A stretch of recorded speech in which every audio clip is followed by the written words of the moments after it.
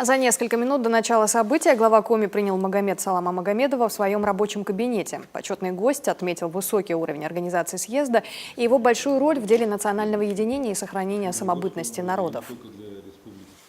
Уважаемый Магомед Салам Магомед Алиевич, я очень рад, что вы в своем плотном графике сегодня нашли время, посетили Республику Коми, примите участие в силу вашей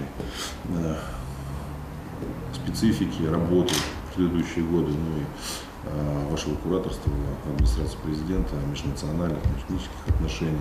Для нас это действительно большая честь сегодня принимать столь знаковое событие съезд финно-угорских народов. И это в том числе подтверждает, что 25 лет назад Сыктывкария, Республика Коми, была инициатором такого движения, и 4 финно-угорских народа приняли декларацию, подписали ее, создали определенную базу для дальнейшего движения вперед и формирования финно-угорского движения. Спасибо большое, Сергей Анатольевич. Действительно, я первый раз нахожусь на этой благодатной земле, красивой республике, Республике Коми, и события, которые в эти дни здесь будут проходить, это важное событие и не только для финно-угорского народа, и не только для Республики Коми, для всего нашего многонационального государства. И не случайно поэтому Владимир Владимирович Путин, президент наш, уделяя большое внимание вопросам межконфессионального согласия в стране, поручил мне принять участие в работе съезда.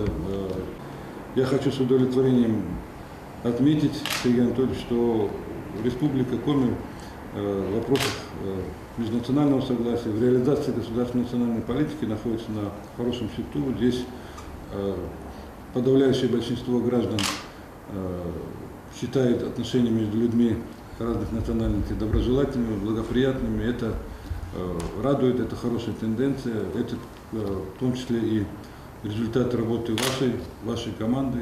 Я знаю, что многое в республике делается для обеспечения согласия, мира. Представитель администрации президента пожелал процветания республики, а ее руководителю успехов при проведении государственной и национальной политики.